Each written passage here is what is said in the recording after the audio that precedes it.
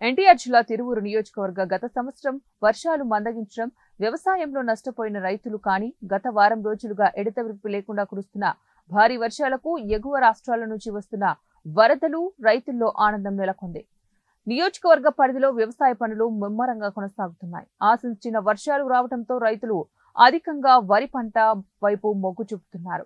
వ్యవసాయ కూలీలు నిన్న మొన్నటి వరకు పనులు లేకపోవడంతో ఒక్కసారిగా వర్షాలు రావటం, పనులు ప్రారంభం కావడంతో వ్యవసాయ కూలీలు కూడా ఆనందం వ్యక్తపరుస్తున్నారు.